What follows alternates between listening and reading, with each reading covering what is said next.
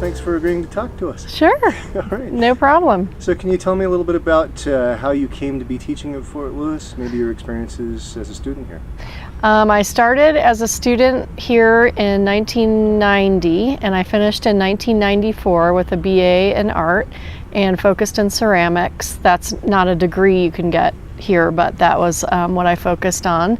And after that, I spent 8 years in Durango. I rented a studio space in a garage in town and made pots and worked in restaurants for 8 years before I decided to go back to school and went to graduate school at Ohio University and got my MFA in ceramics, and then moved around, did some residencies, different places, and eventually decided that Durango was where I wanted to land.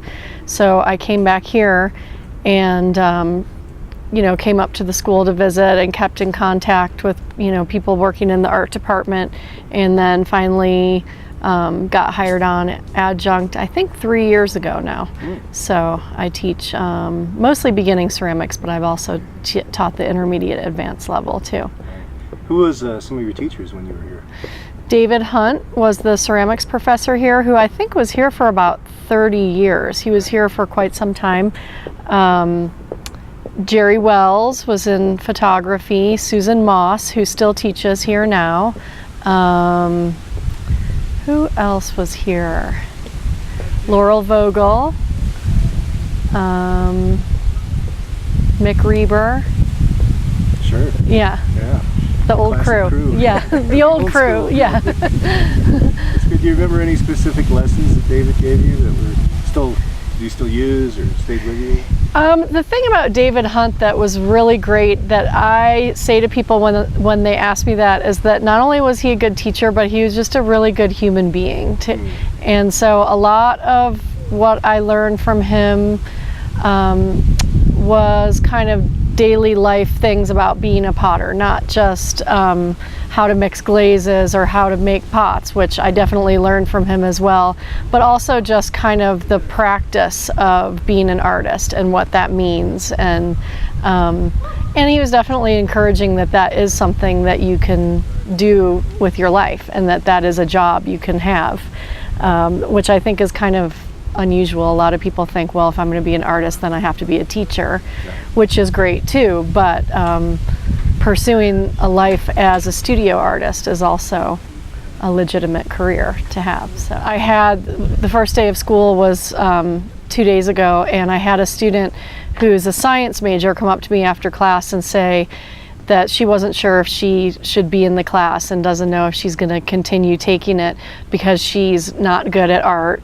and she's afraid, she's shy, she doesn't want to talk during critiques, and I found myself giving this speech that I didn't even know I really had in me that was, you don't need to know how to make art to take a class in art, and you don't go into beginning Spanish saying, I don't think I should be here because I don't know how to speak Spanish. And so, yeah, and so I said, art is something that can be learned as much as anything else, and no reason to be afraid of it, and that's why we're here in the art department, and that's why we're part of Fort Lewis, is that it's an important thing for students to learn, and that it can be learned, and we're here to teach it, so, yeah. So you've got a show coming up soon. Can you tell me about that? The show that we have coming up was originally Elizabeth Gand, who's our new gallery director's idea, and the name of the show is The Raw and the Cooked. So the idea behind it is that students get to see something of the process of making art that goes into the final product. So rather than just showing the finished pieces, we're also going to have some sketches or bits of where we've gathered our ideas to make the work that we have in the show. So just like in the science department, you might have all this information about the scientific theory that went into proving something. Well, the idea is that there's also this way of bringing information together that goes into art making that's important for students to see as well. So I think it's going to be an interesting, unusual show. That sounds fantastic. Well, thanks so much for talking with us, Loran. Thank you.